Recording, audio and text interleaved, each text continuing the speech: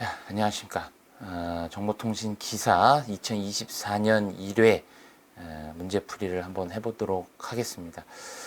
올해 첫 시행된 그 CBT 시험에서 많은 분들이 좀 체감 난이도를 높게 느끼신 것 같아요. 이제 가장 큰 이유는 기존의 PBT에서는 동일한 문제를 모든 수험생이 풀었다면 CBT는 수험생별로 그다음에 날짜별로 문제 형태가 다 다르기 때문에 사람별로 느낄 수 있는 체감 난이도가 당연히 차이가 날 수밖에 없었을 것 같아요. 그리고 문제와 보기를 기출문제에서 동일하게 내주는 것보다는 동일한 문제 안에서 보기의 형태를 조금씩 바꾸고 그다음에 실제 보기에서 답의 순서도 바꾸면서 기출문제 위주로 공부하신 분들은 조금 어렵게 좀 느끼셨던 것 같아요. 그래서 어쨌든 이런 형태로 CBT 시험이 계속 나올 거기 때문에 이제 2회부터는 문제 그다음에 답을 푸실 때 그다음에 공부하는 방법을 조금씩 변경하실 필요가 있습니다. 그래서 가장 중요한 건 문제를 읽고 답의 보기에 있는 내용들을 하나하나 꼼꼼히 읽어가면서 답을 찾는 이런 연습을 좀 많이 해보시면 좋겠습니다. 자, 1번부터 한번 보도록 할게요. 자, 다음 중 동축 케이블의 특징으로 알맞은 것은 이렇게 되면 어쨌든 동축 케이블에 대한 형태가 머릿속에 이렇게 그려져야 됩니다. 그래서 동축 케이블은 가운데 이제 심선이 있고요. 심선이 있고 여기 외부에 이렇게 해서 여기에 이제 유전체가 있습니다. 유전체가 이렇게 있고 그다음에 유전체 바깥으로 한 번 더 이렇게 해서 이렇게 해서 메쉬 같은 접지가 있습니다. 메쉬 접지. 이렇게 메쉬 같은 쉴드라고 할게요. 그냥 쉴드. 메쉬 쉴드가 이렇게 밖으로 이렇게 되어 있는 게 이제 동축 케이블이 되는 거죠. 그래서 어쨌든 이 심선이 있고 심선과 이 메쉬 쉴드 사이에 이런 유전체를 가지고 있다라는 거. 이게 이제 동축 케이블이 머릿속에 딱 연상이 되어야 되는 거고요. 그래서 보기를 요 그림을 연상을 하고 이제 보기를 하나씩 읽어보시면 됩니다. 그래서 광대역 전송에 이용이 되며 근단 누화가 많이 발생이 된다. 자, 우리가 누화라고 하는 건요. 누화는 다른 말로 크로스토크라고 합니다. 크로스토크라고 하는데 누화는 이렇게 평형 이선식, 평형 이선식일 때 예를 들면 여기가 송신이고 이쪽이 수신일 수가 있거든요. 그러니까 음성이 이렇게 가고 여기는 이렇게 오는 거죠. 송신하는 선, 수신하는 선. 그래서 이 송신하는 선과 수신하는 선이 요 가까이에서 이렇게 영향을 주면 이걸 우리가 근단 누화라고 하고요. 근단. 그다음에 송신에서 수신이 이렇게 원거리에서 영향을 주면 이걸 우리가 원단 누화라고 합니다. 원단 누화, 근단 누화, 원단 누화. 그래서 우리가 근단 누화 같은 경우는요. 니어 필드라고 하고요. NF라고 하고 원단 누화라고 하는 거는 FF, 파 필드라고 합니다. 파 필드. 자, 그래서 뭐 이런 형태도 좀 머릿속에 딱 떠오르시면 가장 좋을 거고. 그래서 이 두 가지를 가지고 이 문제를 이제 풀어내시면 됩니다. 그래서 광대역에서 이용되며 근단 누화가 많이 발생이 된다. 그러면 이 동축 케이블은 평형 이선식이 아니기 때문에 뭐예요? 기본적으로 근단 누화가 발생을 하지 않습니다. 그러니까 평형 이선식일 때 누화가 발생을 한다면, 왜냐면 이 동축 케이블은 가운데 심선이 있고 유전체가 있고 유전체와 메쉬 접지 사이에 별도로 이제 일선, 우리가 이제 선 하나라고 보는 거기 때문에 이런 근단 노화가 뭐 전혀 없는 것은 아니지만 많이 발생하지 않는다. 그래서 답은 일단 1번이 틀린 겁니다. 1번이. 그래서 나머지를 보면요.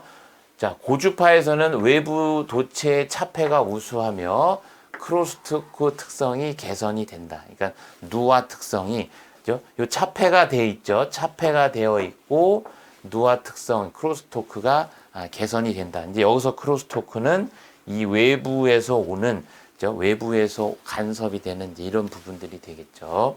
그다음에 내부 도체와 외부 도체의 절연, 그죠? 중간에 절연체, 유전체에 해당하는 절연체가 있기 때문에 전력 전송이 극조화 전력 전송이 가능하다. 그다음에 저주파, 아주 낮은 저주파에서는 얼마요? 60km 이하에서는 어떤 누화가 발생한다. 이게 누화라는 게 이 저주파면은 주파수가 굉장히 낮은 데에서는 누화가 발생하기 때문에 60kHz 이하에서는 잘 사용하지 않는다. 그래서 뭐 이렇게 2번이 3번이나 4번은 좀 헷갈릴 수 있지만 이렇게 근단 누화가 발생한다라고 되어 있기 때문에 요 개념을 잘 머릿속에 가지고 계시면 1번을 골라내실 수가 있습니다. 그래서 이처럼 보기가 조금 어렵게 출제되는 경우가 많으니까 꼭 여기서 얘기하는 동축, 그다음에 근단노화 이런 용어들을 그림을 좀 많이 그려보시면서 좀 풀어보시면 좋겠습니다. 자, 2번이고요. 그래서 PCM 32 채널 다중화의 음성 비트 및 표보나 주기. 자, 그래서 PCM 32라고 하면 우리가 이제 PCM 32 채널이라고 하면 뭐 E1이라고 하는 채널이 E1이라고 하는 표준이 일단 생각이 나셔야 되고요. 그래서 E1의 전송 속도는 2.048 메가 BPS가 되겠죠. 2.048 메가 BPS. 그래서 E1의 전송 프레임 구조는 어떻게 되어 있어요? 이렇게 해서 쭉 해서 1번 채널부터 32번 채널까지 되어 있죠. 그래서 1번 채널은 몇 비트예요? 1번 채널, 하나의 채널은 하나, 둘, 셋, 넷, 다섯, 여섯, 일곱, 총 8비트로 구성이 되어 있죠. 총 8비트. 그래서 E1 같은 경우는 8비트 곱하기 32채널이기 때문에 요걸 우리가 이제 프레임이라고 하죠. 전송 프레임. 그래서 한 프레임은 총 몇 비트예요? 256비트다. 자, 이런 것들도 이제 바로 알고 계셔야 됩니다. 왜냐면 이런 문제가 동일하게 나오지는 않고 요 안에서 계속 출제가 되는 거기 때문에 이런 것들을 정확하게 머릿속에 알고 계셔야 되는 거예요.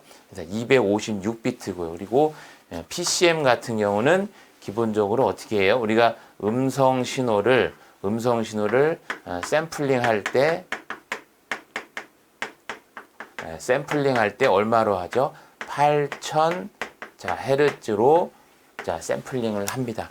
8000Hz로 샘플링을 하죠. 왜 8000Hz로 샘플링을 하냐면 이 음성 신호의 최대 주파수를 우리는 4000Hz로 ITU에서 정의하고 있습니다. ITU에서. 그래서 4000Hz 음성 신호의 최대 주파수는 4000Hz를 기준으로 하는 것을 권장한다라고 ITU에서 정의했기 때문에 우리가 샘플링 주파수는 얼마예요? 샘플링 주파수는 2 곱하기 FM이니까 우리가 8000Hz로 샘플링을 하죠. 그래서 8000Hz로 샘플링을 하니까 8000Hz로 샘플링을 하면 요거를 주파수로 바꾸면 어떻게 돼요? 8000Hz분의 1 하면 얼마가 되는 거예요? 125 주파수가 아니죠. 주기죠, 주기. 시간으로 바꾸면 8000Hz분의 1. 왜냐면 T는 F분의 1이니까요. 그죠? 주기는 F분의 1이니까. 그래서 8000Hz로 나누면 얼마가 되는 거예요? 125 마이크로세크가 되는 거죠. 자, 그래서 여기서는 8비트이면서 125 마이크로세크다. 그래서 답을 우리가 2번을 자, 선택하시면 됩니다. 그래서 단순히 이 32채널 문제와 보기, 문제와 답만 이렇게 암기를 하시면 절대로 안 되고 요 문제 안에서 요런 의미를 그래도 정확하게 그 작성을 하시고 공부를 하실 때는 한 문제 한 문제를 좀 이렇게 좀 디테일하게 공부를 꼭 하시는 걸 좀 말씀을 드리겠습니다. 자, 그 다음에 3번 보겠습니다. 3번. 자, 다음 중 단일 모드 광섬유에 대한 설명으로 알맞지 않은 것은, 자, 우리가 이제 광섬유를 얘기를 할 때, 광섬유에서 두 가지가 있죠. 싱글 모드가 있고, 자, 멀티 모드 광섬유 두 가지가 있는데, 여기서는 어쨌든, 자, 싱글 모드만 얘기를 해볼게요. 그래서 싱글 모드는 가운데 이렇게 코어가 있고요. 그죠? 코어가 있고, 바깥에 이렇게 이제 클레드가 있는 거죠. 그래서 가운데 코어가 있고 바깥에 부분에 클레드가 있는 거죠. 클레드. 그래서 코어의 여기 직경은 얼마예요? 약 9에서 약 10 마이크론 메타. 그죠? 그다음에 클레드의 직경은 125 마이크로 메타가 되죠. 125 자, 마이크로 메타. 이게 싱글 모드가 되는 거죠. 그래서 이 싱글 모드는 이 모드가 하나라는 얘기는 모드라는 얘기는 이 전파수. 그러니까 여기서 전파는 웨이브가 아니고요. 이제 프로파게이션입니다. 프로파게이션. 그다음에 왜냐하면 이제 광섬유의 프로파게이션 되는 매체는 뭐예요? 빛입니다. 빛. 그죠? 그다음에 이 전파나 무선은 뭐예요? 전파나 무선은 프로파게이션 되는 매체가 전파죠. 그죠? 무선 같은 경우는. 근데 여기서 그 광섬유 같은 경우는 이 광섬유 내를 프로파게이션 하는 것은 빛입니다. 빛, 광이니까요. 그래서 이 안에 이 모드 수라는 것은 이 프로파게이션 되는 수예요. 개수입니다. 그래서 싱글 모드라는 얘기는 말 그대로 한 개의 모드가 있다는 얘기고요. 멀티 모드라는 얘기는 자, 이게 다수 개의 모드가 존재한다는 거죠. 자, 그래서 여기서는 어떻게 되는 거예요? 코어 내를 빛이 이렇게 하나만 가는 겁니다. 하나만. 뭐 이렇게 표현하는 경우도 있고 그냥 빛이 하나만 존재하는 게 자, 싱글 모드입니다. 그래서 광섬유를 여기서 도파하는 이제 프로파게이션이죠. 파장이 여러 개 존재한다. 일단 답은 자, 1번이 틀렸네요. 그죠? 여러 개 존재한다는 건 우리가 멀티 모드가 되는 거죠. 자, 광선의 도착 시간 차에 의한 전송 대역폭이 제한되는 자, 분산이 발생된다. 알맞는 걸 고른 거네. 알맞은 걸. 자, 이제 알맞는 걸 고르는 거니까 여기도 일단 틀렸죠. 그죠? 그다음에 광선의 도착 시간 차이에 의해 제한되는 분산이 발생이 된다.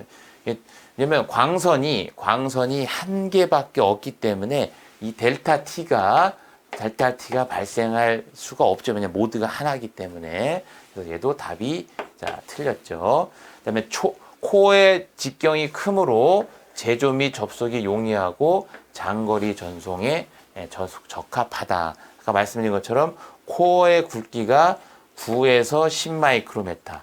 여기 뭐 그리진 않았지만 이 멀티 모드 같은 경우는 만약에 멀티 모드를 그린다면 멀티 모드는 코어의 굵기가 50에서 62.5 마이크로메타입니다. 멀티 모드. 그래서 코어의 굵기가 굵고 제조가 용이한 건 요것도 멀티 모드를 얘기하는 거죠. 그래서 답은 여기도 틀렸죠. 그래서 광선이 도착하는 시간 차이가 없으므로 10GHz 이상의 넓은 대역폭을 가진다. 10GHz 이상의 넓은 대역폭을 가진다. 여기서 이제 이 대역폭이라는 의미를 줬는데 어쨌든 뭐예요? 주파수와 그러니까 우리가 이제 파장 람다는 F분의 C니까 해서 파장과 주파수는 서로 이렇게 반비례해 있긴 하지만 어쨌든 이 파장을 주파수로 변환도 가능하다는 개념이죠. 그래서 우리가 이제 광통신 같은 경우는 주파수로 얘기를 하지 않고 파장으로 얘기를 하다 보니 어쨌든 이렇게 대역폭이라는 말도 로 표현을 할 수도 있습니다. 그래서 답은 자 4번이 되겠죠. 4번. 그래서 싱글 모드와 멀티 모드의 정확한 개념을 좀 잘 알고 계셔야 됩니다. 자, 요런 문제들. 자, 다음 문제 한번 풀어보겠습니다. 자, 4번. 자, 다음 중 10GBps 이하의 광통신 디지털 전송에 사용되는 자, 변조 방식은 자, 우리가 광통신은 이렇게 빛을 만들어냅니다. 그래서 데이터가 0, 1, 0, 1, 0 이렇게 들어오면 그래서 1, 0, 1, 0 들어오면 이걸 우리가 발광소자라고 하고요. 발광소자, 빛을 만들어내는 거니까 발광소자가 광섬유를 통해서 아까 이렇게 전파 모드 수를 가지고 전파하게 됩니다. 전파 이제 도파라는 말 쓸게. 도파. 자, 프로파게이션 되는 거죠. 그래서 싱글 모드는 하나의 모드가 존재하는 거고 멀티 모드는 여러 개의 모드가 존재한다고 했었죠. 그래서 빛이 들어오면 들어온 빛을 또 이런 다이오드에다가 빛을 이렇게 쏘여줍니다. 그래서 이거를 우리가 수광소자라고 하는 거죠. 수광소자를 통과시키면 다시 이렇게 데이터, 전기 신호로 변환을 시켜줄 수 있습니다. 그래서 여기에서 광통신에서 가장 많이 사용하는 주로 10GHz 이하라는 말을 사용한 이유는 10GHz 이상에서는 우리가 이제 코이어런트 광이라는 걸 이용을 해서 실제 변조를 하기는 하는데 10GHz 이하에서는 어떻게 여기 뭐 데이터가 어떻게 되는 거예요? 여기는 ON이고요. 여기는 어떻게 돼요? 요거는 오프 시킵니다. 그래서 여기 발광 빛을 껐다 켰다 온오프 스위칭을 하면서 데이터를 전송을 하는 게 이 10GHz 이하 대부분 한 10GHz까지의 광통신에서 사용하는 방식입니다. 그래서 답은 OOK입니다. 그래서 OOK는 온 오프 키잉입니다. 키잉. 온오프 키잉. 온오프 키잉. 그래서 10GHz 이하의 광통신에서 주로 사용하는 방식은 껐다 켰다 하는 온오프 키잉 방식을 사용을 한다. 그래서 근데 이제 여기 뭐 하나 더 들어가면 만약에 40GBps 이상에서는 우리가 이제 코이어런트 광이라고 하는데요. 이런 코이어런트 광을 이용을 해서 실제로 온오프 스위칭이 아닌 이런 편광을 이용을 해서 그러니까 편광이 뭐냐면 우리가 주파수에서 얘기하는 이런 거를 우리가 편파라고 하듯이 광에도 빛에도 편광, 그러니까 위상이 90도 차이가 나는 이런 광이 존재한다는 개념이에요. 그래서 이 편광을 이용해서 데이터를 변조하는 이런 방식을 40GBps 이상에서는 사용을 하는데, 자, 어쨌든 요거는 뭐 모르시더라도 10GHz 이하에서는 그냥 단순하게 온오프 하는 온오프 키잉을 쓴다. 자, 그리고 발광, 보낼 때는 발광소자, 받을 때는 수광소자라는 거, 요것도 좀 잘 기억을 하시면 좋겠습니다. 자, 다음 문제 한번 볼게요. 자, 5번. 자, UTP 케이블에서 카테고리는 우리가 표준하기 위해서 정의한 회선의 꼬임 정도. 자, 그래서 UTP 케이블은 이렇게 평형 이선식을 그냥 이렇게 한 게 아니고요. 평형 이선식을 이렇게 어떻게 했어요? 이렇게 꼬은 겁니다. 꼬았습니다. 그래서 이 서로 위상을 이렇게 역위상을 만들어서 이 간섭을 간섭을 최소화하기 위해 이 케이블을 이렇게 꼬은 겁니다. 그래서 이걸 우리가 트위스트 페어 케이블이라고 하는 거죠. 트위스트 페어 케이블. 이거는 이제 트위스트 페어. 그러니까 이거는 우리가 이제 평형 이선식이라고 하고요. 평형 이선식이라고 하고 이렇게 꼬은 거를 트위스트 페어 케이블이라고 하죠. 그래서 이 UTP 케이블 같은 경우는 이 앞쪽에서 보면 어떻게 돼 있어요? 이 평형 이선식 요거를 이렇게 8개. 요거 8개. 그래서 우리가 4P라고 하죠.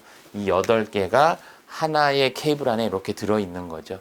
그래서 이걸 옆으로 이렇게 쭉 나열해 보면 이렇게 꽈져 있는 겁니다. 꽈져 있습니다. 그래서 이거를 얼마나 많이 꼬느냐, 그리고 요 케이블의 굵기를 이 굵기, 그다음에 이 케이블의 꼬음 정도, 그다음에 각각 케이블 간에 이렇게 간섭을 어떻게 줄이느냐의 정도에 따라서 전송 속도를 더 올릴 수 있거나 더 올리지 못하는 경우가 있습니다. 그래서 여기 안에서 언실드된 UTP에서 최대 100MHz, 그러니까 케이블 당이에요. 여기 케이블 당 100MHz까지 통신이 가능한 구조는 우리가 카테고리 5입니다. 카테고리 5. 그래서 카테고리 5는 그냥 기본적인 언실드에서 평형 이선식을 이렇게 꼬아 놓은 형태인데,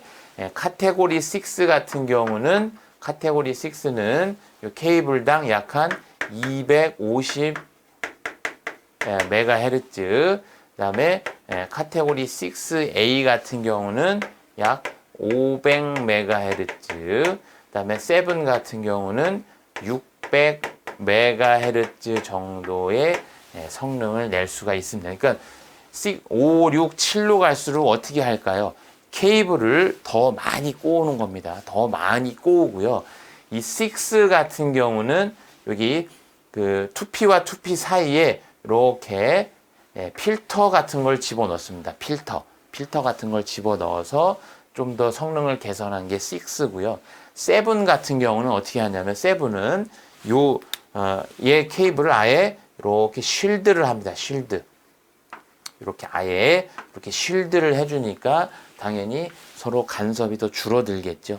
자, 이런 형태를 가진 게 카테고리 7입니다. 그러니까 당연히 5 같은 경우는 이제 케이블당 100메가니까 최대 보낼 수 있는 게 약 한 1GBps 정도, 그러니까 전체 8가닥을 사용을 하니까 6 같은 경우는 자 1기가, 그러니까 뭐 다시요. 이거 카테고리 5는 물론 뭐 5E도 있어서 제가 1기가를 말씀드렸는데 한 100메가bps 정도, 그다음에 6 같은 경우는 1GBps 정도, 그다음에 7은 10GBps 정도의 속도를 낼 수 있는 케이블로 보시면 되겠습니다. 근데 뭐 5도 5가 있고 5E도 있기는 해요. 6도 6E, 6A 뭐 여러 가지 형태가 있어서 6A 같은 경우는 500MHz이기 때문에 10GBps도 성능이 낼 수는 있는데, 그래도 5는 자 100MB,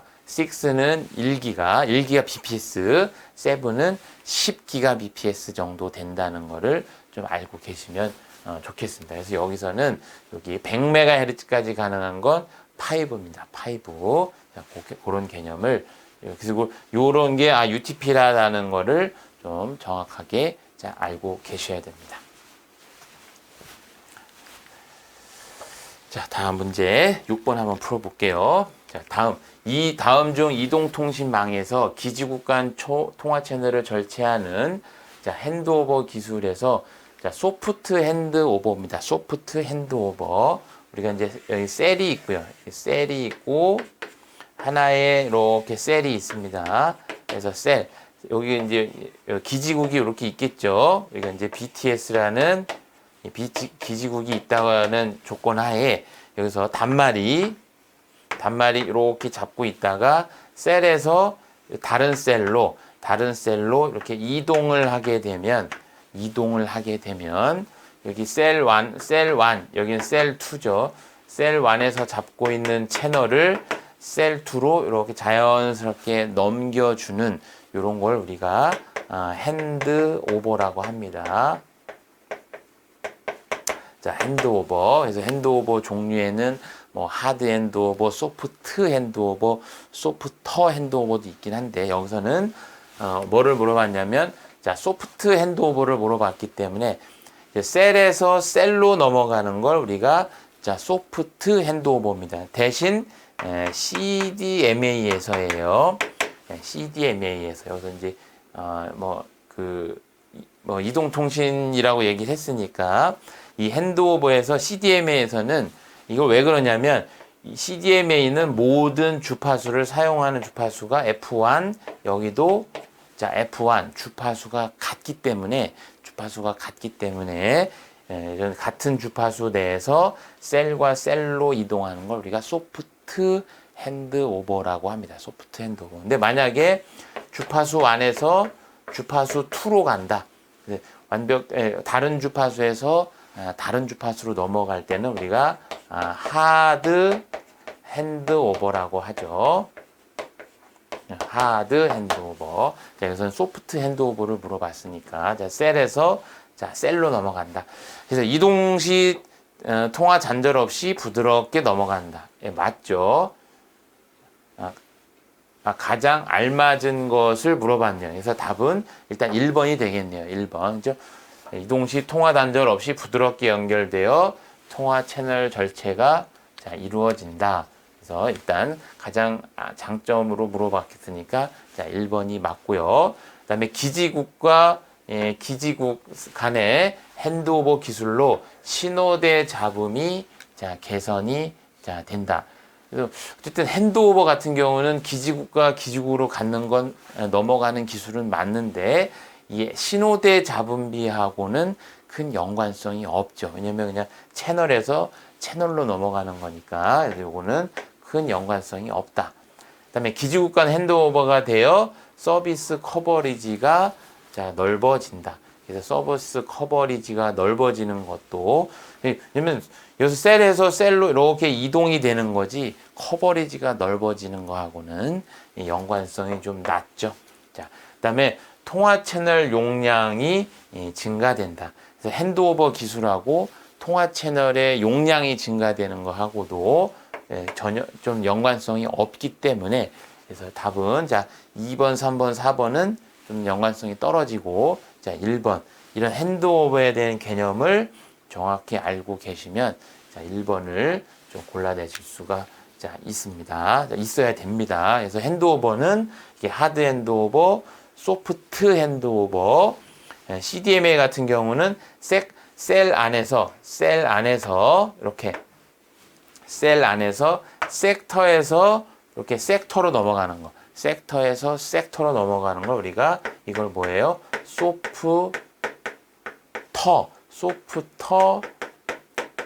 핸드오버라고 합니다. 그래서 소프터 핸드오버, 그러니까 CDMA 같은 경우는 특히나 기지국을 이렇게 알파, 베타, 감마 이 120도 형태로 셀을 안테나 빔을 만들거든요. 그래서 섹터에서 섹터로 넘어가는 걸 우리가 소프터 핸드오버라고 한다. 소프터. 여기서는 소프트니까 소프트는 셀에서 셀로. 근데 CDMA는 특히나 주파수가 같다는 조건 하에서 넘어가는 거를 우리가 자, 소프트 핸드오버라고 자, 합니다. 그래서 답은 자, 1번이 되겠습니다. 자, 7번. 자, 이제 동축 케이블 문제가 이제 또 나왔죠. 그래서 동축 케이블 문제가 한 2문제 정도 출제가 좀 됐었습니다. 그래서 동일한 문제는 아니더라도 이제 그만큼 이제 동축 케이블에 대한 다양한 형태들이 좀 출제가 됩니다. 그래서 동축 케이블 간에는 근단 노화와 원단 노화가 발생할 수 있다. 발생할 수 있답니다. 그래서 누화가 그렇게 많이 발생하지는 않아요. 동축 케이블에서는. 근데 반송 주파수만을 사용하는 시외 전하의 길이가 기본적으로 동축 케이블의 길이가 이렇게 짧았는데 동축 케이블의 길이가 길어진다고 가정을 했을 때 가정을 했을 때 아까 말씀드린 것처럼 이렇게 평형 이선식으로 가는 게 아니고 동축 케이블은 가운데 심선이 있고 유전체가 있고 메쉬 그 쉴드가 있다고 했었죠. 그래서 이 전송거리가 길어지면 말씀드린 전송거리가 자 길어지면 근단 노화가 커지냐, 자 원단 노화가 커지느냐. 그래서 근단 노화는 이 평형 이렇게 이선식이라고 봤을 때 지울게요. 이건 여기는 이제 이건 근거리, 요건 이제 원거리. 거리를 늘렸다고 얘기를 했으니까 그래서 평형 이선식에서 여기가 송신이고 수신이라면 여기 근처에서 바로 내가 받는 거에서 그러니까 내가 보내는데 내한테 바로 누화가 되는 걸 우리가 근단 누화라고 하고요. 근단. 그리고 송신이 이쪽 이렇게 영향을 주는 걸 이걸 우리가 원단 누화라고 하는 거죠. 원단 누화. 그래서 근단 누화, 원단 누화. 여기도 당연히 여기는 수신이 되고 여기는 이렇게 송신이 되겠죠. 여기는 보내고 받고 바꾸니까. 그래서 그 근단 누화는요. 예를 들면 내가 말을 했는데 내 말이 나한테 뭐 어떤 영향을 주는 거 이런 걸 근단 누화라고 하고요. 원단 누화는 내가 말한 게 어쨌든 상대방한테 뭔가 영향을 주는 걸 우리가 원단 누화라고 합니다. 그래서 길이가 길어지면 케이블의 길이가 길어지면 이런 원단 누화의 영향이 더 커지게 돼 있습니다. 그래서 답은 자 1번이 되겠습니다. 1번. 그래서 근단 누화가 커지는 게 아니고 원단 누화가 커진다. 그래서 여기서는 길이가 굉장히 길어진다고 가정했을 때라는 이제 조건을 주었기 때문에 답은 자 1번을 자 고르실 수 있어야 됩니다. 자, 그래서 동축 케이블과 누화에 대한 개념을 좀 정확하게 자, 잡고 계셔야 됩니다. 자, 다음은 광섬유의 어떤 부분을 설명하는 것인가? 자, 그래서 아까 우리가 광섬유는 내부에 뭐가 있었어요? 내부에 코어가 있고요. 코어. 그다음에 이렇게 외부에 이렇게 클레드가 있는 거죠. 클레드가 있습니다. 그래서 빛이 이렇게 들어가서 여기서 이렇게 꺾여 들어오고 이렇게 해서 코어 내에서 빛이 이런 전반사하면서 코어 내에서 빛이 전반사하면서 도파되는 거죠. 자, 도파되는 게 이 광통신입니다. 그래서 이 모드가 만약에 한 개만 존재한다면 싱글 모드, 모드가 여러 개 존재한다면 자, 멀티 모드 광섬유가 되는 거죠. 그래서 광을 전송하는 영역으로 거울과 같은 역할을 수행하며 빛이 반사하며 유리나 플라스틱으로 자, 구성이 된다. 그래서 광섬유는요, 그 SiO2라고 이런 SiO2 이 규소, 자 규소, 그래서 규소, 그 이제 유리 같은 뭐 규사라고 하죠. 이제 우리가 이제 모래에서 추출되는 그런 그 소재 뭐 재료를 가지고 이 광섬유를 만들어내거든요. 그래서 물론 이제 유리나 이제 플라스틱이라고도 되어 있는데 플라스틱 형태의 광섬유도 있고 자 유리 형태 그러니까 뭐 완전 유리라고 보기는 어렵지만 어쨌든 실리카 같은 유리 형태의 어떤 그런 섬유를 이용하는 게 자 광섬유 광 케이블입니다. 광 케이블. 그래서 이 내에서 뭐 거울과 같은 역할을 하며 빛이 반사한다. 빛이 이렇게 반사하면서 가는 영역이 어디냐면 여기 코어가 되겠죠. 코어.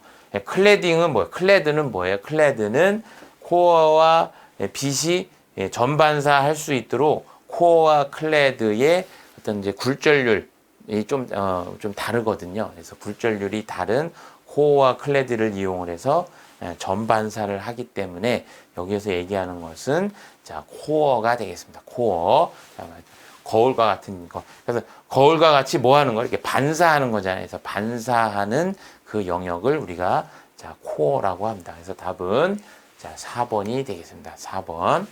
자 4번. 자, 그래서 이런 문제들이 약간 애매할 수도 있고, 왜냐하면 그 코어와 클레드, 그다음에 광섬유에 대한 어떤 정확한 구조를 모르면 좀 이게 굉장히 어렵게 느낄 수 있는 부분들이거든요. 그래서 이걸 좀 잘 좀 정리를 해 놓으시면 좋겠습니다.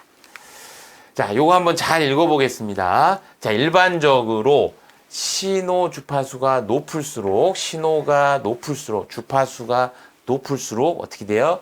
지향성. 우리가 이제 주파수가 높다는 건 뭐예요? 이렇게 만약에 주기, 우리가 1초에 이렇게 한 번, 한 주기가 1초에 한 주기 진동을 하면 이걸 우리가 1헤르츠라고 하죠. 1헤르츠. 그래서 만약에 1초에 뭐 굉장히 많이 이렇게 뭐 좀 표현하기는 좀 그렇지만 만약에 여기에서 1초에 몇 번 진동하느냐에 따라서 이걸 우리가 헤르츠.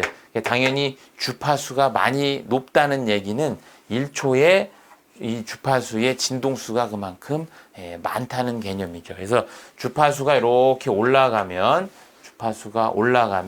어쨌든 그런 개념으로 보시면 돼요. 우리가 레이저 같은 거 있죠. 레이저 같은 경우는 굉장히 직진성이 좋잖아요. 그죠? 레이저도 우리가 빛이고 그 빛도 어쨌든 결국에는 이제 주파수와 파장으로 얘기를 할 수가 있기 때문에 주파수로 얘기할 수가 있기 때문에 이런 주파수가 올라가면 지향성이 그만큼 좋다. 그래서 주파수 진동수가 많으면 많을수록 그만큼 어떤 그 특정한 방향으로 지향성이 굉장히 좋게 날아간다. 이런 개념을 가지시면 되겠습니다. 그래서 주파수가 올라갈수록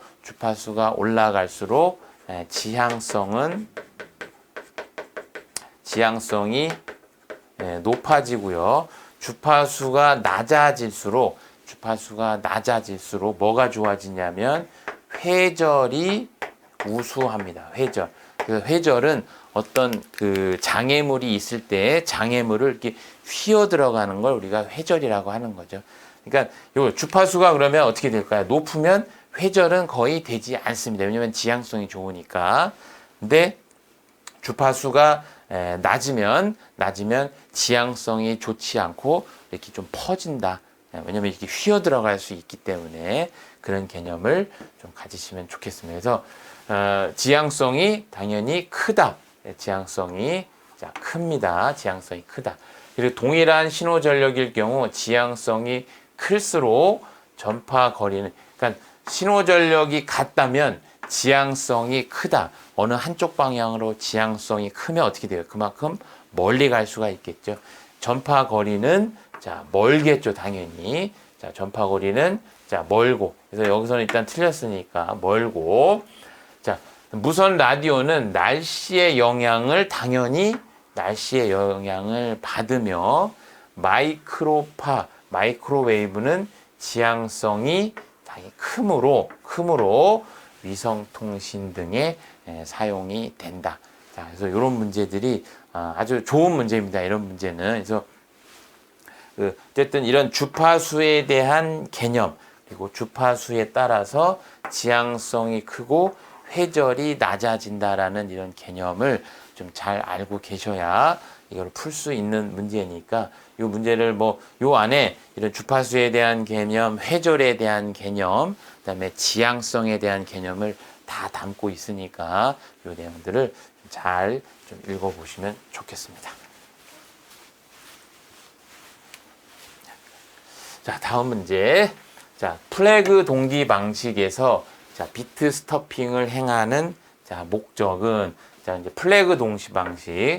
우리가 이제 플래그라고 하는 것은 우리가 이런 이제 깃발이죠. 깃발을 플래그라고 하죠. 그래서 플래그 동기 방식은 우리가 0, 하나, 둘, 셋, 넷, 다섯, 여섯, 0으로 시작하고 여기에 이제 뭐 제어라든가 그다음에 데이터라든가 그다음에 프레임 체크섬 FCS라든가 데이터를 보내고 그다음에 다시 0, 하나, 둘, 셋, 넷, 다섯, 여섯, 0. 그래서 이거는 뭐야? 시작 플래그죠. 그래서 깃발을 이렇게 올려주는 거죠. 여기를 시작이라고 보는 거고, 그다음에 여기는 뭐예요? 데이터가 끝났으니까 끝났으니까 깃발을 이렇게 내려주는 거죠. 그래서 여기는 끝이 됩니다. 끝. 그래서 시작 플래그와 종료 플래그를 0, 11111, 0 이렇게 통신하는 방식을 우리가 비트 방식이라고 하고, 비트 방식의 대표적인 게 뭐예요? 그렇죠. HDLC 방식이 있는 거죠. HDLC 방식. 그래서 HDLC 방식에서 뭐예요? 시작 플래그는 0, 1111, 0. 종료 플래그도 0, 1111, 0이에요. 그리고 데이터 같은 경우는 데이터의 길이는 약간 유동적입니다. 유동적. 근데 비트 스토핑이라는 게 뭐예요? 비트 스토핑. 왜냐면 이 데이터가 01, 01, 111, 01 이렇게 나가는 거면 상관이 없는데, 만약에 데이터가요, 이렇게 0, 11111, 0 만약에 이렇게 나온다면, 보내고자 하는 데이터가 0, 하나, 둘, 셋, 넷, 다섯, 여섯 이렇게 나온다면 어떻게 돼요? 시작 플래그와 종료 플래그처럼 인식이 될 수가 있다는 거죠. 그래서 데이터 순서가 하나, 둘, 셋, 넷, 다섯 개가 이렇게 5개가 1로 나오면 여섯 번째를 강제적으로 0으로 만들어 주는 겁니다. 강제로 0으로 만들어 줘. 그래야만 시작과 종료 플래그처럼 인식이 안 될 거 아니에요. 그죠? 그래서 데이터가 하나, 둘, 그러니까 0 다음에 데이터가 하나, 둘, 셋, 넷, 다섯이 나오면 그 다음 번째 비트는 무조건 0으로 만들어 주는 걸 우리가 비트 스토핑이라고 합니다. 비트 스토핑. 비트 스토핑. 그래서 비트 스토핑을 향하는 목적이 뭐냐라는 걸 이제 물어봤기 때문에, 만약에 비트 스토핑을 하지 않으면 어떻게 되겠어요? 만약에 시작을 했는데 데이터 안에서 종료가 되기 전에 여기서 어떻게 돼? 데이터가 종료가 돼 버릴 수가 있거든요. 그러면 뭐예요? 송신과 수신이 데이터가 그냥 서로 약속에 의해서 주고받는 겁니다. 그래서 어떤 이제 우리가 이제 여기서 얘기하는 투명성이라고 합니다. 트랜스페어런시라고 하는데, 이걸 우리가 투명성. 투명성. 그러니까 상호 간에 서로 동일하다는 겁니다. 서로 마주 본다는 개념이거든요. 투명성. 그러니까 그 데이터를 보내고 데이터를 받는데 중간에 뭐예요? 어떤 문제점이 없다. 네가 주면 나는 자동적으로 그냥 받겠다. 서로 이제 투명하게 받겠다, 이런 개념이거든요. 근데 만약에 비트 스토핑을 하지 않으면, 이렇게 데이터 안에서 이런 비트 스토핑 같은 걸 하지 않으면 어떻게 돼? 데이터가 중간에 끊어져 버리기 때문에 투명성이 보장이 되지가 않습니다. 그래서 비트 스토핑을 하는 목적은 데이터의 투명성을 보장한다. 아니면 데이터의 트랜스페어런시를 보장하기 위해서 해주는 게 비트 스토핑입니다. 그래서 이 문제는 굉장히 여러 반대로도 나올 수도 있고 이렇게 나올 수도 있고, 그러니까 예를 들면 플래그 동기 방식에서 트랜스페어런시를 보장하기 위한 기술이 뭡니까? 그러면 뭐예요? 비트 스토핑이 되는 거고요. 반대로 비트 스토핑을 하는 목적이 뭡니까? 라면 데이터의 투명성, 트랜스페어런시를 보장하기 위한 방법이다. 자, 이 내용을 좀 잘 정리해 놓으시면 좋겠습니다.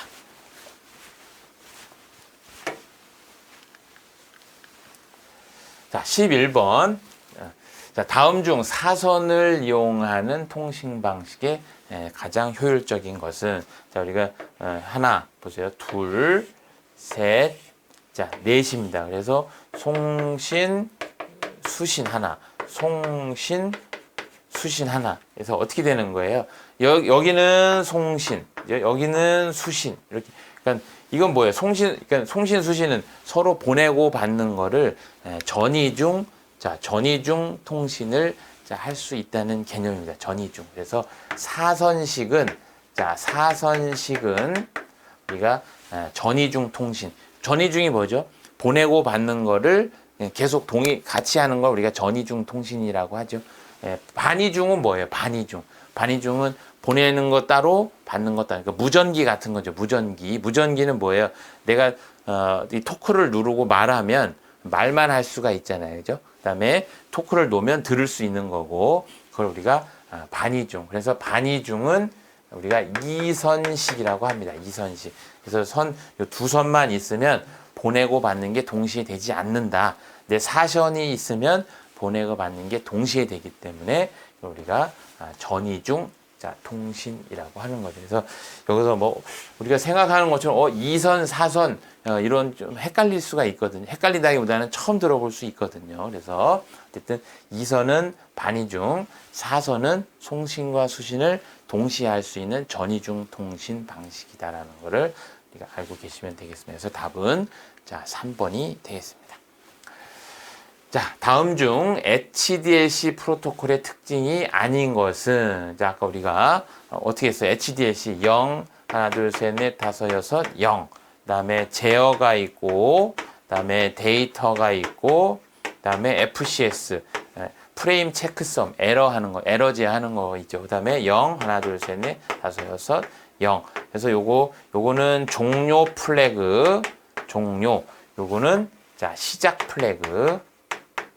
이렇게 되어 있는 게 아까 말씀드린 HDLC라고 했죠. 그래서 HDLC에서 요 프레임 체크섬은 프레임에 대한 에러를 체크하는 건 뭘 쓰냐면 CRC 체크, 순환 중복 검사라고 하는 사이클릭 리던던시 체크, 순환 중복 검사, 사이클릭 리던던시 체크, CRC 체크를 이용을 해서 여기 에러를 컨트롤하죠. 에러 제어를 하죠. 자, 그래서 HDLC는 비트 방식 프로토콜의 일종이다. 예, 맞죠. 비트 방식 프로토콜. 그다음에 단방향, 반이중, 전이중 모두 가능하다. 그다음에 데이터 링크에서는 포인트, 멀티 포인트, 루프가 가능하다. 근데 만약에 2번, 3번이 좀 헷갈릴 수 있거든요. 왜냐면 이런 걸 다 우리가 뭐 암기할 수는 없으니까. 근데 에러 제어 방식으로 정지대기 ARQ를 사용한다. 자, 일단 기본적으로 4번이 틀렸죠. 그래서 HDLC는 CRC 에러 체크를 하기 때문에 정지대기 ARQ가 아닌 CRC 체크라는 거에서 HDLC는 굉장히 중요하기 때문에 이건 뭐 아주 시험에 많이 나오는 문제 중에 하나죠. 그래서 답은 4번이 되겠습니다. 4번. 자, 13번. 자, 넘버 7 신호 프로토콜 중에 메시지 전달부는 그래서 우리가 이제 가입자가 있고요. 가입자. 그죠? 그다음에 교환이 있고 그리고 교환이 있고 그리고 다시 가입자가 있는 거죠. 그래서 가입자와 교환 사이에 하는 제어 방식을 우리가 가입자 간 교환 방식이죠. 가입자 간 교환 방식. 그다음에 이렇게 교환국과 교환국 사이에 하는 걸 우리가 국간 교환 방식이라고 하죠. 국간 교환 방식. 그래서 가입자 간 제어 교환 방식에서 가장 많이 썼던 게 뭐였어요? DTMF라든가 다이얼 톤, DTMF라든가 다이얼 톤. DTMF가 뭐였어요? 주파수 두 개를 이용을 해서 뭔가 숫자를 누르면 삐삐 소리가 나는 거, 이걸 DTMF라고 했었죠. 그래서 다이얼 펄스, 다이얼 톤은 뭐예요? 이렇게 손가락으로 이렇게 돌리는 거 있잖아요. 숫자를 1, 2 이렇게 돌리는 거, 이걸 다이얼 톤 또는 다이얼 펄스, 뭐 교환 방식이라고 보다는 용어를 좀 바꿀게요. 교환 방식이 가입자 간 신호 제어 방식이죠. 신호 제어 방식이 되는 거죠. 그래서 가입자가 이 교환국에게 뭐 이제 번호를 알려주는 거죠. 이런 교환. 그다음에 여기서 물어본 건 어쨌든 국간 교환 방식이죠. 국간 교환 방식. 그래서 여기서는 통화로 교환 방식이 있고, 그다음에 공통선 교환 방식이 있었죠. 그래서 대표적인 공통선 교환 방식이 넘버 7이 있는 거죠. 넘버 7. 그래서 넘버 7 같은 경우는 맨 밑에가 MTP1, 그다음에 MTP2, 그다음에 MTP3 이렇게 구성이 됩니다. 그래서 이게 1계층, 2계층, 3계층이 있고요. 그다음에 3계층 위에는 SCCP 같은 게 있고 SCCP, 그다음에 그 다음에 뭐 4개, 뭐 5계층, 6계층에는 자, TCAP 같은 게 있고요. 그 다음에 최상위 계층에는 OAMP 이렇게 돼 있습니다. 그래서 여기가 4계층, 5계, 아이고, 네. 여기서 5에서 6, 요게 7, 요 정도 됩니다. 뭐 그래서 SCCP가 4계층, TCAP가 5, 6에서 7계층, OAMP가 약 7계층 정도 됩니다. 7계층, 네, 7계층. 그리고 뭐 여기 이제 별도의 제어 신호가 하나 더 있는데 이렇게 제어가 해서 4, 5, 6, 7 전체를 다 제어하는 뭐 ISUP 같은 계층도 있는데 어쨌든 여기서 물어본 건 메시지 전달부입니다. 그래서 이 MTP가 메시지 트랜스포트예요. 메시지 트랜스포트. 그래서 답은 일단 자 4계층입니다. 4계층. 그래서 시험에서 이 넘버 7 시험에서 가장 많이 나오는 문제가 여기 MTP입니다. MTP. 그래서 넘버 7은 MTP, SCCP, TCAP, OAMP. 그다음에 여기가 ISUP. ISUP는 이제 이렇게 4, 5, 6, 7계층을 전체를 다 컨트롤하는 요걸 이제 ISUP라고 하는데 어쨌든 여기서 요런 계층 구조를 좀 한번 이렇게 좀 알고 계시면은 좋겠습니다. 이런 거는 뭐 이렇게 다 이렇게 우리가 다 암기할 수는 없거든요. 그래도 이 메시지 트랜스포트 프로토콜, 메시지 전달부가 MTP, 그래서 1, 2, 3계층을 메시지를 전달하는 쪽이다. 그다음에 OAMP는 이게 메인터넌스거든요. 오퍼레이션 요거는 메인터넌스. 그러니까 최상위 요거는 응용계층. 요거 7계층 응용계층. 그다음에 TCAP는 5에서 6계층. 그다음에 ISUP는 이 4에서 자, 7계층까지 전부 컨트롤 제어할 수 있는 부분이다. 그다음에 MTP는 1에서 3계층인데 메시지 전달 프로토콜, 메시지 트랜스포트 프로토콜로서 1, 2, 3계층을 담당한다. 이 정도 좀 정리를 한번 해 놓으시면 좋겠습니다. 자, 그래서 이게 넘버 7도 시험에 아주 잘 나오는 거니까 그래서 이런 문제들은 조금 난이도가 좀 있는 문제입니다. 아무래도 이렇게 계층까지 이렇게 우리가 공부하기는 좀 어렵지만 그래도 넘버 7이 공통선 신호 방식 중에 대표적인 프로토콜이기 때문에 그다음에 가입자 간 제어, 그다음에 국간 제어 방식에 대한 개념, 그다음에 종류도 잘 해 놓으셔야 됩니다. 자, 14번. 자, IP 버전 4에서 클래스 B 주소를 가지고 서브넷을 이렇게 했는데 이때의 서브넷 수와 자, 호스트 수를 맞게 짝지어진 것은 자, 근데 비트 수가 모두 0, 모두 1인 경우는 자, 제외시킨다. 그러니까 개수에서 제외한다라는 이런 이제 문구가 자, 이제 있는 게 좀 좋죠. 자, 우리가 이제 IP 버전 4 같은 경우는 A 클래스, B 클래스, 이렇게 C 클래스로 되어 있죠. 그래서 주소의 범위는 주소는 0번부터 127번, 그다음에 128번부터 191번, 그다음에 192부터 223번까지가 를 사용하는 게 이거 클래스별 주소 범위죠. 그다음에 서브넷은요. 서브넷은 255.0.0.0 여기는요. 255.255.0.0 C 클래스는요. 255.255.255.0 이게 서브넷이죠.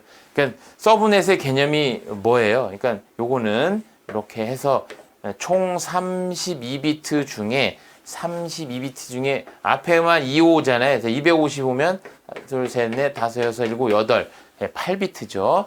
여기 8비트, 그다음에 뒤에가 24비트. 그래서 요 8비트까지만 이게 네트워크고, 그다음에 여기 24비트는 자 호스트 자 수가 되는 거죠. 호스트 수, 그러니까 네트워크 수는 2의 8승. 그 안에 호스트를 2의 24승만큼 넣을 수 있는 게 요 A 클래스가 되는 거죠. 근데 여기서는 자 B 클래스니까 B 클래스는 뭐예요? 이렇게 그려보면 B 클래스는 기본적으로 16비트, 자, 16비트 이게 이제 기본 형태가 되는 거죠. 근데 여기서 서브넷을 2525, 240까지 한다고 했습니다. 그래서 기본적으로 B 클래스의 서브넷은 뭐예요? 하나, 둘, 셋, 넷, 다섯, 여섯, 일곱, 여덟. 하나, 둘, 셋, 넷, 다섯, 여섯, 일곱, 여덟. 0, 0, 0부터 0, 전체를 다시 한번 다 그려볼게요. 예, 좀 헷갈릴 수 있으니까. 자, 그래서 B 클래스 같은 경우는 B 클래스의 서브넷은 하나, 둘, 셋, 넷, 다섯, 여섯, 일곱, 여덟. 하나, 둘, 셋, 넷, 다섯, 여섯, 일곱, 여덟. 점. 그다음에 하나, 둘, 셋, 넷, 다섯, 여섯, 일곱, 여덟. 하나, 둘, 셋, 넷, 다섯, 여섯, 일곱, 여덟. 이게 기본적인 서브넷이죠. B 클래스에서. 근데 이걸 뭐야? 서브네팅을 했는데 B 클래스를 자, 서브네팅을 했습니다. 자, 서브네팅을 했는데 25, 25, 25, 240으로 서브네팅 한 거잖아요. 그러면 뭐예요? 25니까 하나, 둘, 셋, 넷, 다섯, 여섯, 일곱, 여덟. 하나, 둘, 셋, 넷, 다섯, 여섯, 일곱, 여덟. 이 뒤에도 서브네팅 했죠. 하나, 둘, 셋, 넷, 다섯, 여섯, 일곱, 여덟. 그 다음에 240이니까 하나, 둘, 셋, 넷. 넷까지 자, 서브네팅을 한 겁니다. 이렇게. 그래서 여기까지 서브네팅 했고, 그럼 호스트는 몇 개예요? 하나, 둘, 셋, 자, 4개가 되는 거죠. 그래서 여기가 255점, 255점, 255점, 240이 되는 거죠. 240. 그래서 기본적으로 B 클래스를 서브네팅을 몇 비트를 한 거예요?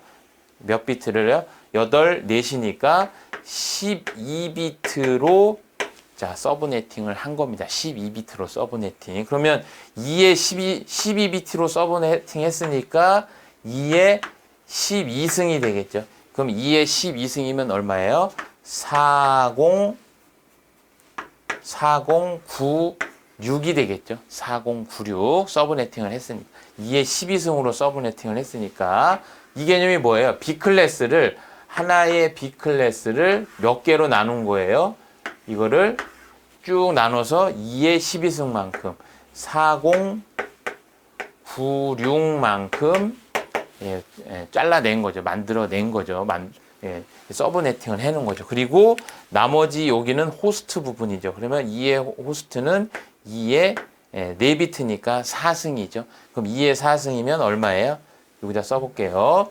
자, 2의 4승이니까 16이 되는 거죠. 16. 이거는 이제 여기는 이제 서브넷이 될 거고, 그다음에 여기는 이제 호스트가 되겠죠. 자, 호스트가 되겠죠. 이렇게. 그래서 기본적으로 디폴트에서 서브네팅을 해줬기 때문에 이렇게 구분이 된다. 근데 비트 수가 모두 0, 모두 1인 경우는 제외해라. 그래서 뭐예요? 항상 맨 앞에 번호는 0이 될 거고, 맨 끝은 1이 되겠죠. 그러니까 맨 앞과 맨 1을 항상 2개를 이렇게 빼줘야 되겠죠. 그죠? 2개를 빼줘야 됩니다. 그러니까 맨 앞은 항상 0000일 거고, 맨 끝 주소는 1111일 거 아니에요. 그죠? 그래서 그 2개씩을 빼주니까 4094가 되고, 여기도 2개를 빼주니까 4개가 되겠죠. 14개. 그래서 항상 맨 앞 주소 0으로 끝나는 거는 주로 네트워크 주소로 쓰고요. 맨 뒤에 1로 끝나는 거는 이 브로드캐스트 주소로 쓰기 때문에 이 두 주소는 일반적으로 이제 많이 빼줍니다. 그래서 조건에서도 빼라고 되어 있으니까. 그래서 답은 4094의 14개. 그러니까 총 3번이 되겠네요. 4094에 14개. 그래서 B 클래스의 디폴트를 가지고 자, 서브넷을 한다라는 거를 좀 잘 정리를 해 놓으시면 좋겠습니다.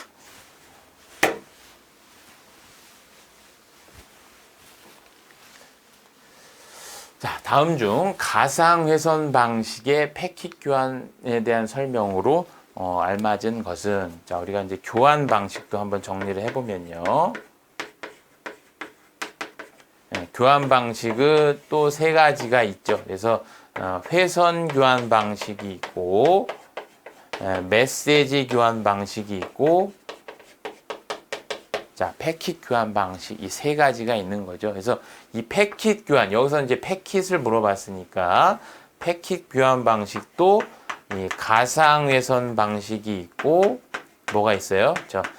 데이터그램 방식 이 두 가지가 있는 거죠. 그래서 가상회선 방식과 자, 데이터그램 방식이 있다. 그래서 패킷 교환에서 가상회선 방식은 일반적으로 우리가 가상회선 방식은 가사는 내가 보내고자 하는 이 패킷이 있고 그다음에 보내고자 이걸 이제 패킷이라고 하면요.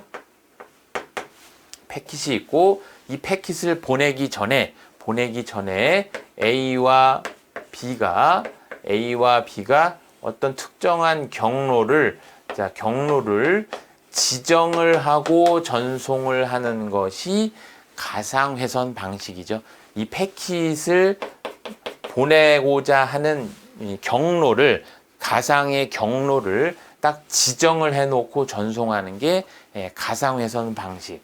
그다음에 데이터그램 방식은요. 이 데이터그램 방식은 내가 보내고자 하는 패킷이 있으면 패킷이 있고 A와 B가 이런 경로를 설정하지 않고 패킷이 이렇게도 갈 수도 있고 요렇게도 갈 수도 있고 아니면 요렇게도 갈 수 있도록 해주는 게 가도록 하는 게 이 데이터그램 방식이 되겠죠. 그래서 여기서는 가상회선 방식에 대해서 물어봤으니까 이 틀린 거를 얘기하십니다. 틀린 거. 그래서 각 교환 노드에서 데이터 처리가 신속하다. 왜냐하면 경로를 이미 지정을 하고 가기 때문에 당연히 신속하겠죠. 신속합니다. 패킷의 전송 경로가 여러 경로로 전송될 수 있다. 여러 경로로 전송되는 건 뭐예요? 요거는 데이터그램 방식이 되는 거죠. 요거는 데이터그램 방식이죠. 왜냐면 여러 경로를 지정하고 가는 게 아니기 때문에 여러 경로로 갈 수 있는 건 데이터그램 방식.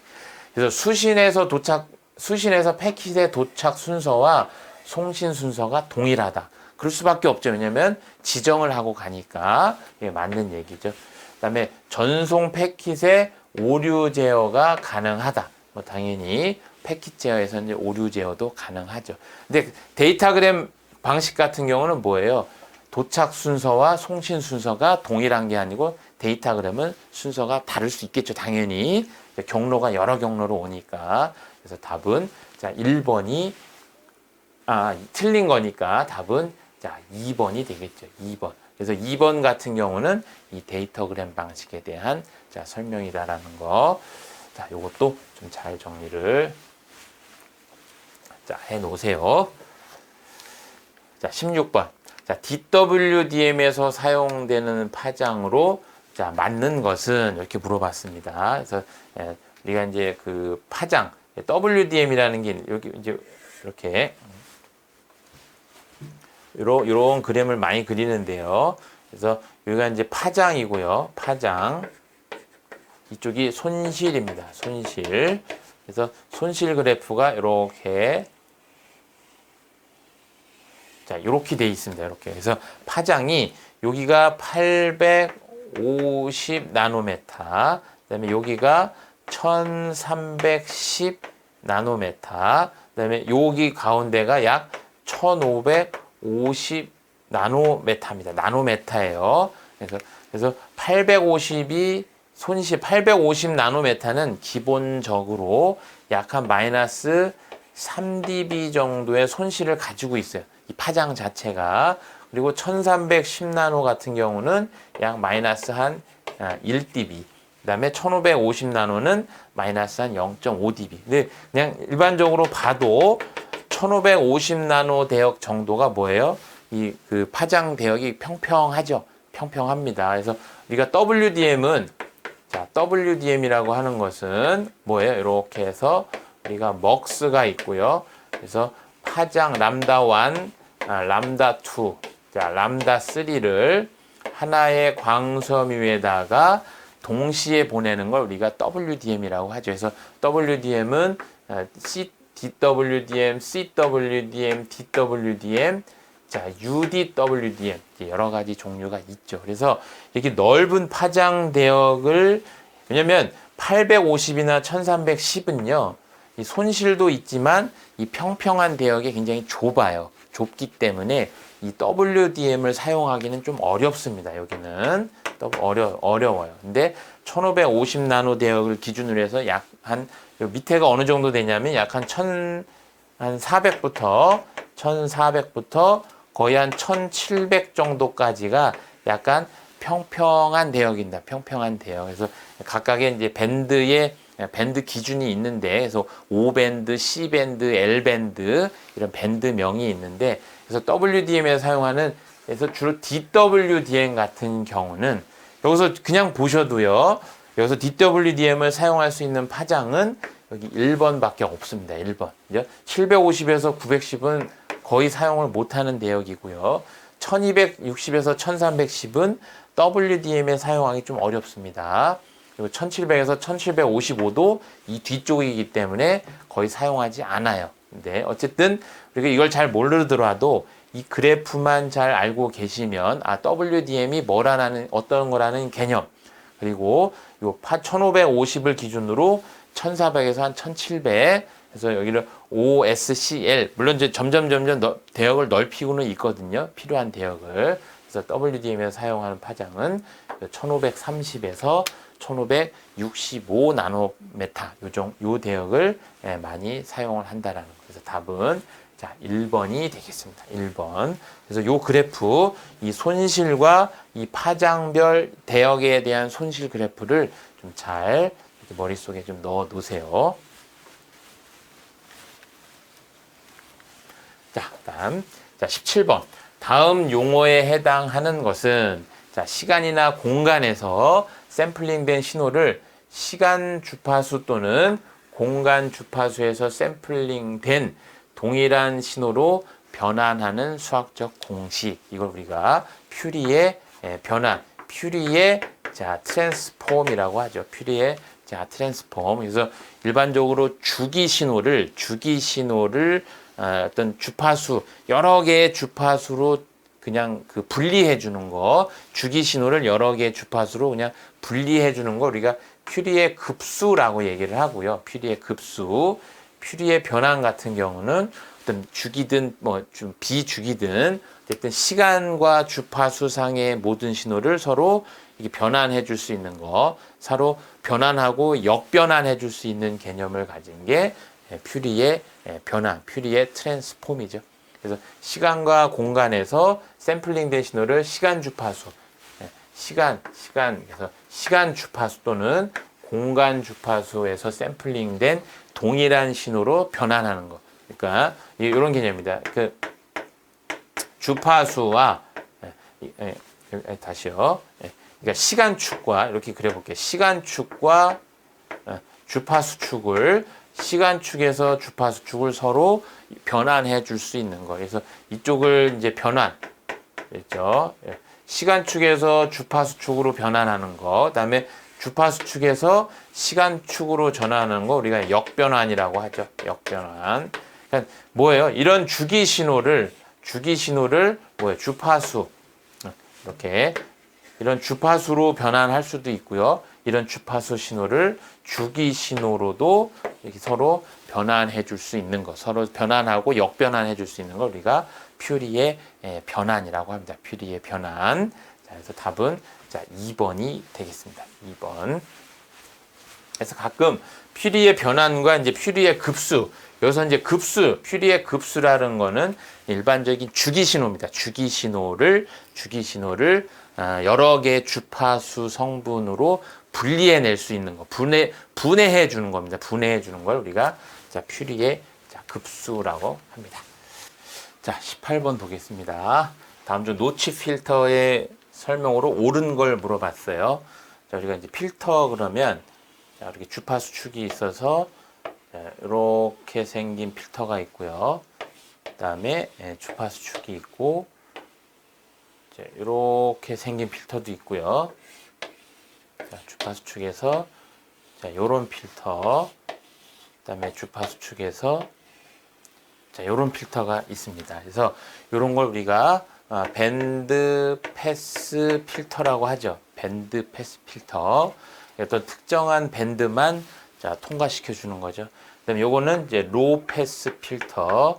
어떤 특정 주파수 여기 요걸 FC라고 하면 특정 주파수 이하만 통과시켜 주는 필터. 여기가 FC라고 하면 요거 이제 하이 패스 자, 필터라고 하고요. 요거는 우리가 어떤 특정한 주파수만 이렇게 잘라내 주는 겁니다. 그래서 요걸 우리가 노치 필터라고 합니다. 네, 노치 필터, 뭐 밴드 리젝션 필터라고도 하는데 어떤 특정 주파수를 이렇게 감소시켜서 잘라내 주는 거, 이런 거 우리가 노치 필터라고 얘기를 하는데, 자, 넓은 주파수의 신호를 강화시키고 모든 주파수는 감소시킨다. 자, 이렇게 강화시키는 필터가 뭔가를 강화시킬 수는 없잖아요. 그죠? 필터는 강화시키는 건 증폭기 같은 거. 우리가 만약에 어떤 이렇게 증폭기가 있다. 입력 신호가 이렇게 있는데 출력을 이렇게 키워주는 거, 이렇게 증폭 강화시킬 수는 증폭기는 있어도 필터는 강화시킬 수는 없죠. 자, 작은 주파수의 신호를 약화시키고 작은 주파수의 신호를 약화시키고 다른 모든 주파수는 변화 없이 통과시키는 필터. 자, 그림을 뭐 여기 이렇게 좀 더 이렇게 명확하게 그려보면, 자, 그죠? 이렇게. 자, 그래서 작은 주파수의 범위를 약화시키고 나머지 대역은 다 동일하게 통과시켜 주는 걸 우리가 자, 노치 필터라고 합니다. 그래서 답은 자, 2번이 되겠죠. 그래서 작은 주파수 범위 어떤 범위의 주파수를 약화시키고 나머지는 다 통과시키는 거, 이런 걸 노치 필터. 뭐 또는 밴드 리젝션 필터라고도 합니다. 내가 특정한 밴드를 잘라내는. 그래서 노치 필터는 뭐 어떤 특정한 주파수만 이렇게 딱 뽑아내서 아침 꺼내내는 이런 걸 우리가 노치 필터라고 얘기한다. 작은 주파수 범위를 약화시키고 똑같죠. 모든 주파수는 감소시키는 필터. 이것도 말이 안 맞죠. 그래서 여기도 감소시키고 모든 주파수를 약화시킨다. 이거는 말이 안 되잖아요. 그죠? 틀렸고요. 특정 주파수 이상의 신호를 감소 없이 통과시키는 필터. 요거는 이제 하이 패스 자, 필터가 자, 되겠죠. 그래서 나머지 1번과 3번은 논리가 좀 맞지 않고 노치 필터는 자, 답이 2번이 자, 되겠습니다. 자, 19번. 자, 통신 속도가 2000bps를 1시간 동안 전송했을 때 비트 수가 비트 에러가 자, 36비트. 자, 볼게요. 우리가 2000bps를 이건 초당이죠. 초당 2000비트를 보냈는데 이거를 뭐예요? 1시간 동안이니까 3600초가 되겠죠. 3600초를 1시간 동안 보냈는데 그 중에 에러가 몇 개가 났다는 거예요. 그 중에 에러가 36비트가 자, 에러가 발생을 한 거니까 2000 곱하기 3600을 36으로 나누면 아마 여기 3번이 될 겁니다. 3번. 그래서 36이고 곱하면 7200이 되겠죠. 그래서 한 5 곱하기 5의 10의 마이너스 6승 정도의 에러율이 나옵니다. 그래서 답은 자, 3번. 그래서 우리가 에러율을 구할 때는 에러가 몇 개가, 내가 보낸 것 중에 총 몇 개가의 에러가 났는지를 판단을 하면 그게 자, 에러율이 되겠죠. 자, 그래서 답은 자, 3번이 되겠습니다. 이런 거 꼭 계산기로 한번 계산을 꼭 해보세요. 자, 다음 중 FEC의 특징이 아닌 것은, 자, 우리가 이것도 오류 제어인데요. 자, 오류 제어는 자, BEC가 있고, 자, FEC가 있죠. 그래서 BEC는 뭐예요? 백워드 에러 커렉션은 에러를 검출을 하고요. 에러를 검출을 해서 뭐예요? 재전송을 하는 방식을 우리가 백워드 에러 커렉션이라고 하고요. 포워드 에러 커렉션은 뭐예요? 에러를 검출을 하고요. 수신기가 스스로 복구하는 걸 우리가 FEC라고 하죠. FEC. 그러니까 수신기가 스스로 복구할 수 있도록 뭐예요? 우리가 리던던시 비트를 추가해서 같이 전송을 해주면 수신기가 이 리던던시 비트를 가지고 스스로 에러를 복구하는 걸 우리가 FEC라고 하죠. 그래서 대표적인 FEC는 뭐예요? 컨볼루션 코드 같은 거. 컨볼루션 코드 같은 게 대표적인 FEC였고요. 그다음에 BEC에서 이 재전송하는 건 뭐예요? 재전송하는 기술은 AR, 그렇죠? ARQ가 있는 거죠. ARQ 방식. 자, 요 개념을 개념을 좀 정리를 해 놓으시면, 자, 송수신간 역채널을 사용하지 않는다. 자, 특징이 아닌 걸 물어봤으니까. 그러니까 당연히 송수신간 역채널이 필요한 건 뭐예요? 재전송을 해야 되니까 역채널을 사용하지 않는다. 일단 맞죠? 왜냐면 역채널을 사용하는 건 뭐예요? BEC가 역채널이 필요하겠죠, 당연히. 왜냐면 재전송을 해줘야 되기 때문에.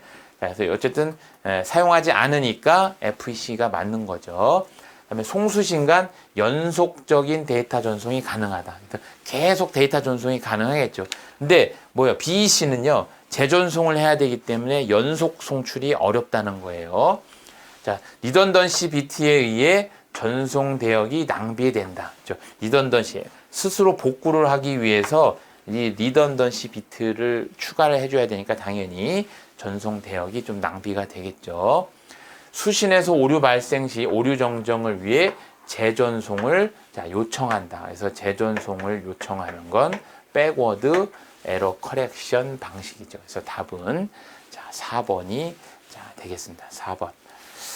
자, 그래서 우리가 이제 오류 제어 방법도 뭐 다양하게 그 정리를 좀 해 보시면 좋겠습니다. 자, 이렇게 해서 1과목 정보전송 일반 문제를 한번 다 좀 풀어 봤는데요. 이게 한 문제 한 문제가 물론 굉장히 중요하고 문제를 읽고 해석을 하는데 이 보기를 좀 꼼꼼히 읽고 문제에서 요구하는 거를 찾아내는 게 굉장히 중요합니다. 그래서 조금 문제풀이를 좀 장시간 했는데 우리가 공부하는 방법을 기존의 문제와 답만 공부하면 좀 어렵겠다. 그죠? 문제에서 요구하는 내용들을 어떤 그림이든 가장 좋은 건 이미지입니다. 우리가 머릿속에 이미지로 많이 좀 넣어 놓으면 그 이미지를 유추하고 머리에서 꺼내서 그거의 보기에 맞춰서 좀 골라낼 수 있는 이런 연습을 좀 많이 좀 해보시면 좋겠습니다. 자, 이렇게 해서 1과목 정보 전송 일반 문제풀이를 한번 해봤습니다. 고생하셨습니다.